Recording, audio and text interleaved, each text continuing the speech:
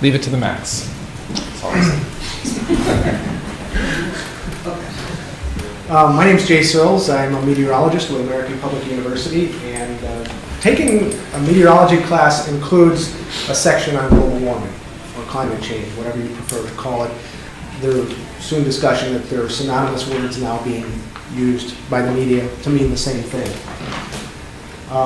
Daniel was my partner in this and putting this together. Basically, what we found in giving these classes, the students were giving us a wide spectrum of answers to the questions we were posing to them and the problem of global warming. Everything from, we need to change now, what do I need to do, what can I do to help, to, you're a liar, you're a liberal freak, get out of my head, leave me alone. That's my response.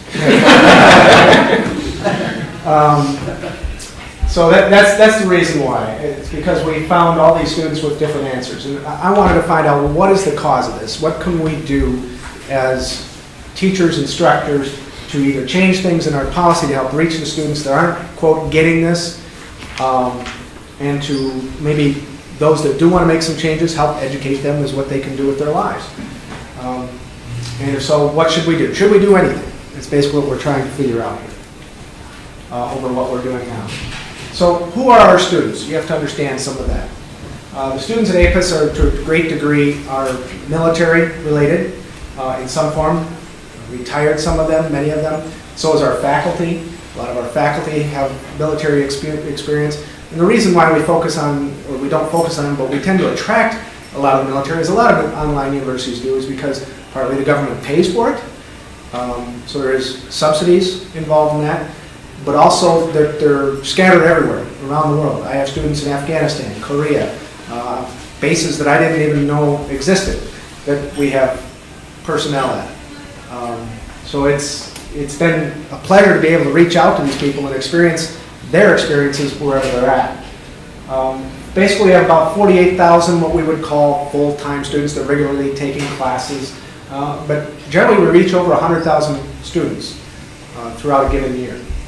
They are, active, as I said, active duty overseas, housewives, grandparents, spread fairly evenly, 18 to 65. A little bit heavier on the 40-ish range, 30 to 40-ish range for students. But in our survey, we have faculty in there which tend to be a little older. So basically, our survey is pretty scattered overall age range. Definitely white male-dominated population with the military, especially. The sidebar to that is that success and failure rates are totally colorblind. Yes. I don't care if you're a man, woman, Right. pink, green. It is something special to that. Right. Survey questions, some background here. Basically, we started out with, we want to know where these people are, so we asked their zip code. It was all we asked, no personal information beyond that about their location. What is your gender? Please relate your background and racial background, so we can do a little bit of study on that. Are you faculty or student, obviously? What is your age? Of course, the age range. And something very interesting here, we want to know where you get your information from the general world. What news source are you paying attention to? And we gave this many responses here, and I was chided for leaving out CNN. I guess CNN got left off my mind somewhere because I don't watch cable TV. Is there a difference between global warming and climate change? 81% said yes. There's a difference between global warming and climate change. 19%. From definitions of both, there is a difference. If you look at the strict definition between climate change is natural occurrences. Global warming is related to man-caused. But I don't think our students quite understand that. At least that's not why I'm saying yes, there's a difference. There is a lot of confusion being created out there by the use of these terms among our students. And I'm getting that in the class. I'm getting feedback from that in the class. So I tend to always stick with global warming because that's what we're talking about. We're talking about the word warm, the earth getting warmer. And that's what we're showing. Media's use, and a lot of scientific publications now are going synonymous with the words global warming and climate change. You're starting to see that because there's a lot of basically personal beliefs around that. Some of it's politically driven as well. So what are we getting for our results? Do you perceive global warming as a threat to your life or your children's lives that are going to be upcoming in a few years? And faculty versus students, we had 1,388 students replied to the survey, which was done on SurveyMonkey, so it was all done online, and basically 598 faculty. Yes, 48% roughly said for the faculty, and 42% of the survey for students. So less than half think that there's a threat physically to them or their children's lives. How about by gender? Definitely females believe that there's more of a threat than males. A great difference, about a 20% spread among our survey population. And how by race? Generally, if you were white, you had about a 38% or so, 40% belief that there was going to be a problem somewhere down the road. Latinos were higher. African Americans were lower. Asian Americans were relatively high. And then Native Americans were fairly high as well. But you're noticing here the numbers are kind of a little skewed because we didn't get a large population sample from some. But we're not going to get a lot of Native Pacific Islanders. Of the 7 we got, 6 of them said there's going to be a problem. Of course, they may be dealing with sea level rising, which is definitely happening. And there are some islands that are experiencing problems now. Mixed races was about a little bit better than 50%. So there is somewhat of a race correlation, but more of a geographic correlation there if you're a Pacific Islander. News sources. This was quite interesting and revealing. Those people that go by word of mouth, generally there were 40 of them that identified themselves as that, less than 40%. But you got into the public broadcasting, NPR folks, which tend to be, from my point of view, more educated people that tend to reach out to that service. It's up to around 65 to 70%. That would be a good one to include, actually. Yeah. It's actually a pretty significant news service. Yes, it is. The Daily Show? Yeah. Oh, yeah, I love it. Certainly was with Chris Christie last night. I missed that. Fox News, quite low, around 23%, 24% out of 302 people that identified that as the What a shock. NBC was rather high, above 50%, as well as ABC. CBS, the general mass media sources. Online was fairly low as well, and people that said they have none, it's still up around 42%. I don't watch it, people they say I don't watch news, I don't listen to anybody, it's all a bunch of below. And still quite a few people identify that as their source. So what do we have for geographic distribution of respondents?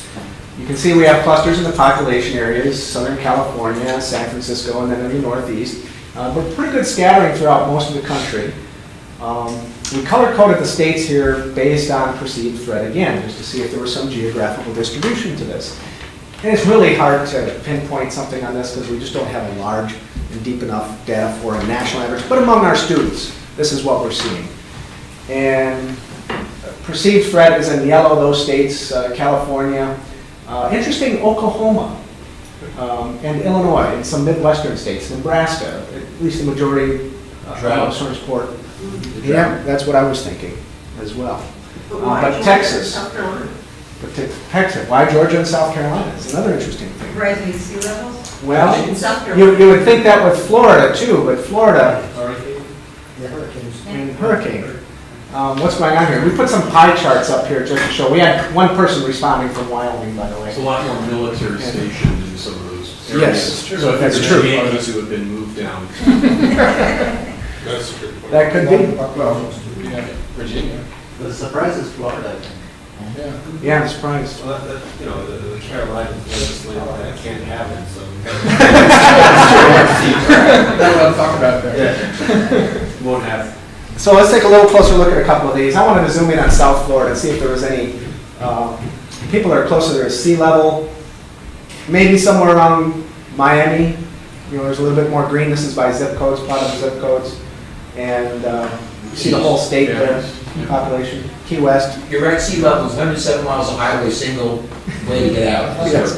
Yes, we got one exit route, unless you have a nice big boat. Is that your house up on the green?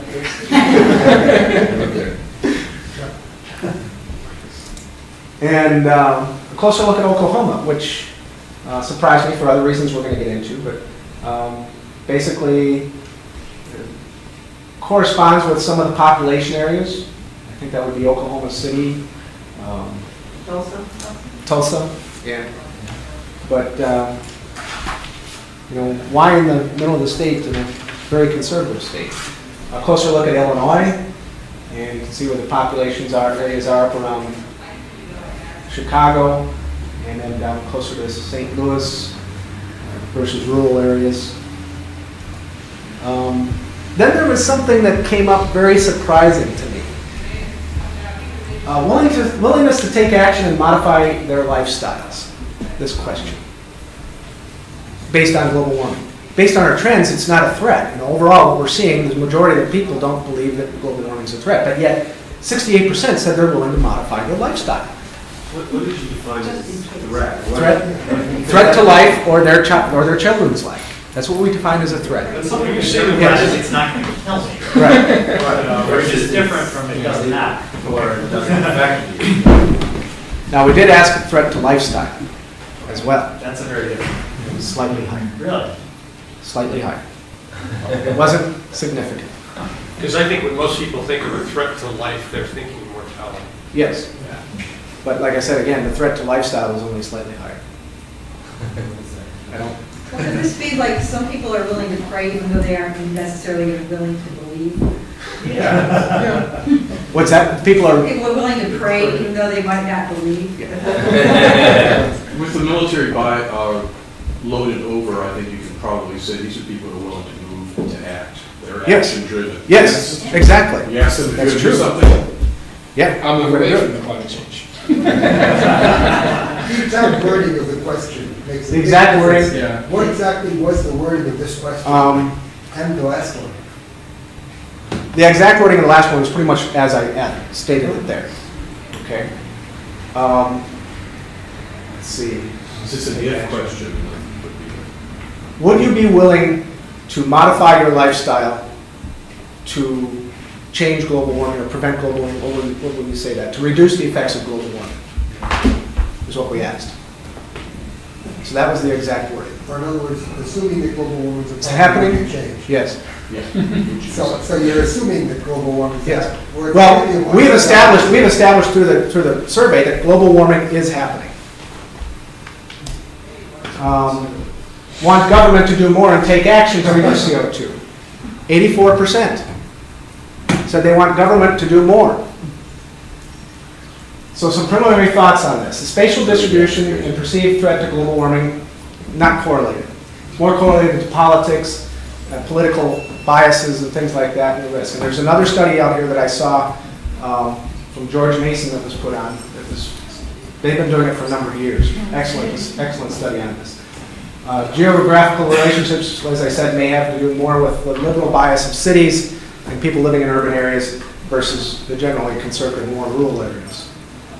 Investigators, George Mason, headed by Dr. Ed Maybach, and I'm very grateful for him. And I watched his presentation when he came to Penn State, and it was excellent. Political points have more to do with perceptions of threat and even belief it is happening. Some of the slides that he showed on this. This is from a few years ago, a Gallup poll that goes from 98 to 2008. You can see Democrats generally, believe that there is some seriousness to global warming. It's not exaggerated in the news. And then it is being exaggerated by the Republicans. Also from the Gallup poll, saying effects of global warming have already begun. Democrats say 76%, 41% for Republicans. And then this is something interesting they pursued. In March 2012, their study said basically the general population, 13% is alarmed, 10% dismissive, and this is, by the way, alarmed Alice, and at the other end you have doubtful Dan. That's basically the way they perceive it. And it correlates well, most women are up here, it correlates well with our study, and it correlates well with what they're generally funding. So even in even on a limited population. So what is next? We have a lot to do. There's a lot more questions that we asked, a lot more correlations going on. We did this study in October. We've just begun doing the analysis, and hopefully we'll have something published by March. Into February is our goal. And what are we going to do to motivate our students? Some other questions to answer. Where are we going with this? And what can we do as an institution in concert with others? You know, with the government, with other institutions, to help educate the people, to motivate the people to, you know, is this a big enough issue now that it's time to take action on? And from our study, it seems to be that people are willing to do some of that. And from a previous talk on the carbon tax, this may be something that people would be willing to do. And they may be willing to see higher carbon taxes if that money was put in to create jobs, to move us towards green energy, and things like that. That's basically what we concluded. And my thank yous, APAS for the funding to do this, Danny Welsch for his assistance, Patricia Campbell, director there, dedicated to for our efforts through the IRB process, which was internal review board. Yeah, And evil things that we have created. yes. Because we were putting people with hot sharp. And my wife Jody back there in the corner. She's a geographer. She got me into GIS. And Dr. Ed Maybach, definitely a big thank you to him and his research at George Mason. I think his PhD student is giving a presentation later, and it may be on some of the same findings they had. Thank you very much.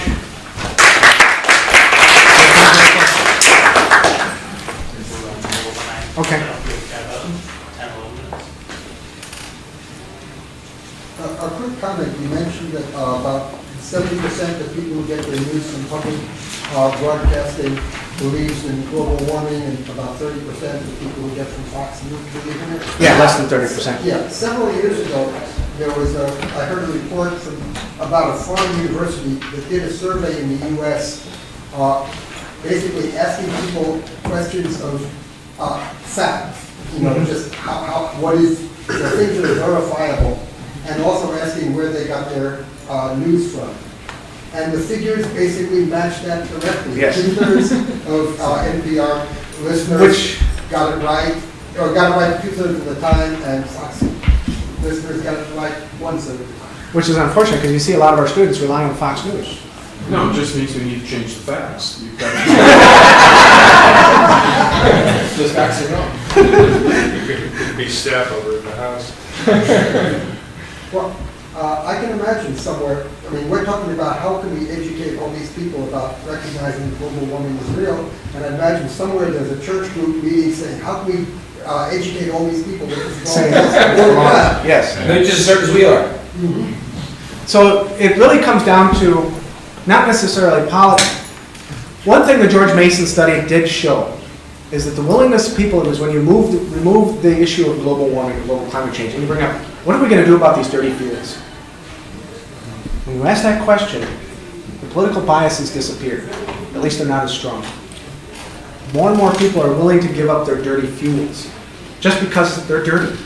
They're inefficient, as we see in here. There are much more efficient and effective methods of meeting our energy needs than we're utilizing. We're using, what, 3% of those sources at best?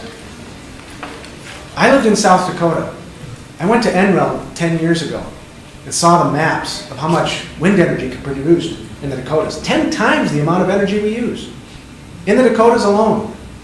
But you gotta get it here. That's the issue. How do we do that? That's technology. That's in there. It's there. Direct current lines. There is ways of getting that energy out there. It's an investment. It's a lot of money. Carbon tax credit. Or not credit, carbon tax. But for your type of study, sort of pre and post, in that if this is what people, you know, where are they in their education? If they come into the class, you do a pre, do they change? When they get out of the class. When they get out of the class, And and that's a scientific method. Yes. They can hold up, which is what we've got to do as educators. And that's the other end of this, to get the timeline. Mhm. It'd be interesting to correlate it, see how it correlates with the views of evolution versus creation. I mean, it's because that, not to get into that debate, but there's sort of the take things at face value or faith-based views of understanding what's happening versus. But even among that population in George Mason's study, they found that people are willing to, and they listed the people they trust, all the way from the president to congressmen and stuff like that. The people they trust the most are the scientists. We have 9 minutes remaining, and Professor Welsch hasn't continued. Would you like to? No, I didn't. You're not. He's with me. Yeah. I'll let Jay do all the heavy lifting. He's getting very passionate. I'm looking for ideas. You guys are great. Won't make any mistakes. You guys are great. Yes. On the education thing, one of the things we're trying to get some projects going on is teach the teacher. Yes. Because a lot of teachers are not comfortable teaching this. We're focusing on advanced biofuels and talking about doing STEM things around the idea of biofuels, where you can go from market and economics and policy issues and agronomy and chemistry and engineering issues are all wrapped up in that. So it's depending on what are you teaching, but to be able to teach it with this as a background to it. I think you could probably push this a little further. If we look at the history of education, print as a variable that comes in. So before print, you're trying to find out largely what God has revealed to you. That'll change again in the Enlightenment, but we get this guy Descartes, right? I think, therefore I am. The scientific method has come on. It takes about 100, 150 years. It's locked in. Now we've got the web. So the stuff that Danny was talking about with web-based education, is this going to change? Are we going to be thinking differently? Will the scientific method change when you're using your web-based tools? We're studying beings. That doesn't, if ontogeny recombinant, no. I will say that we are being rewired right now, and the web is rewiring us, and you need to test this stuff out, because we're too old to figure it out. Fred, in terms of the scientific method, I think that you might be onto something there. If you remember, I showed 2 models of the scientific method. The first model ended. The second model was iterative and cyclic. With the technology, with computers, we can do iterative science really easily. Because we're not limited by time, by space, by some of these physical resources that exist in the unvirtual world. So we can continue to test our population over and over again. Yeah. No, I just thought when I saw Danny's 2 come up, it was like, because these are questions, will we have another type of thought? And I think you guys, we may be looking at something. So I'm really urging that your questions get framed around, at least in part, around determining if another thought process. We've got like the Google Think, we've got some interesting studies out there showing people aren't memorizing the way they used to. Is there another method? That's cool. That was Google making us stupid. It's making it easier. That way I don't have to do anything. I like it. I had a question about, because I'll be teaching for the first time next semester some sustainability and environmental things in a recent politics course. And so I was just wondering, when you were talking about how some students come in with kind of a bias against talking about these issues or thinking that they're real, I was wondering if you could speak to kind of how you have managed that and managed their expectations when you have, you have some differences in terms of how students are approaching the subject, and you said some say, oh, you're liberal freak, and I mean, in the race and politics class, I already get some of that, so I think, introducing some of these things, I just wanted to know how do you approach these students? What do you do during the semester to make them feel included in the course? We use a forum, a discussion forum, and it's been interesting. The past 2 years, we've had the forum discussion first, before the lab module, which is provided by NCAR, who makes the Comet. Yeah, Comet. Getting my acronyms right. They're an organization, a group funded by the government that developed all these modules relating to natural science, earth science courses. Meteorology is a big one, hydrology, things like that. And they're about hour-long to 2-hour-long modules. We have one that's an hour long for global warming. We did the forum first, and I would gauge people's discussion, how they would relate, and then presented the lab module, and then they wrote a paper. on that module.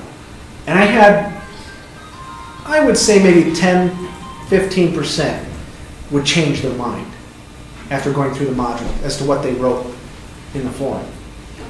Or at least become open. Maybe there's something I need to take a look at here. Because then they see the science. They see, because they're being explained to by, the module goes through the intergovernmental panel. What was the panel? The IPCC. Get an acronym. And it basically explains what they found. And so they're looking at the science and they start to open their eyes and open their mind a little bit.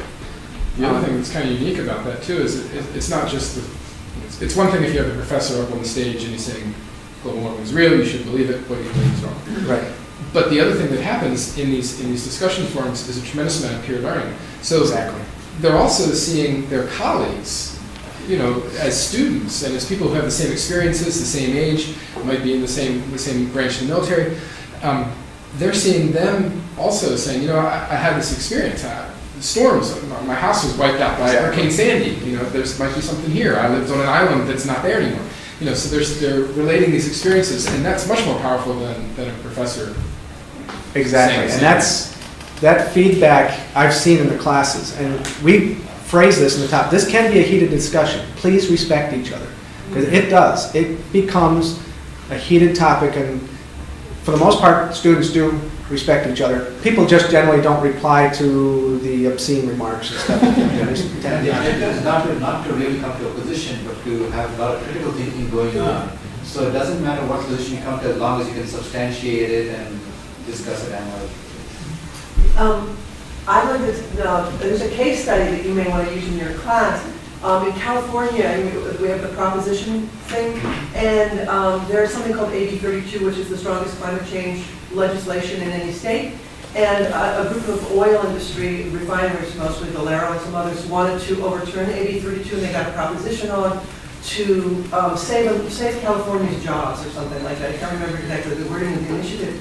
It was defeated. It was defeated soundly, but what was really interesting, it was defeated more soundly in communities of color than it was in Marin County. And the reason was it's perceived as an environmental justice issue, because the refineries are where poor people live. And so if they don't have to control their pollution, I'm the one, if I'm black or brown, who is going to, my children are going to be affected by it. So it was really not so much a global warming, it wasn't perceived as this big global warming issue, it was this localized environmental justice issue. I can give you a second. And given the topic that you have, I was also independently going to mention the environmental justice aspect of a lot of these issues. Yeah. Environmental justice. The other factor that might help with the whole science credibility is there was a paper in 2010 in the Proceedings of the National Academy of Sciences that basically looked at all of the papers within the mainstream scientific literature that had anything to do with global warming, and you know, decided on what side of the fence they were. And it's overwhelming. It's like 98.6% are on the yes, scientifically valid, global warming exists. Yes. And I mean, this is one of the most respected journals in the country. And there is a misconception out there that's being published by the press a lot that scientists disagree. Yeah, but it's not. It's not even. Yeah, it's. And so they did a great injustice, and that's when we saw this. This all came out around the time the economy went in the tank. It started then. This idea that scientists disagree, and you can show it then. Thank you. We're out of time. It was a great episode of Stephen Colbert that it got from Texas school boards. Give me the other. Oh yes, that's dentistry. That's right. They go. That was a good one. Stephen Colbert is someone from one show. Thank you.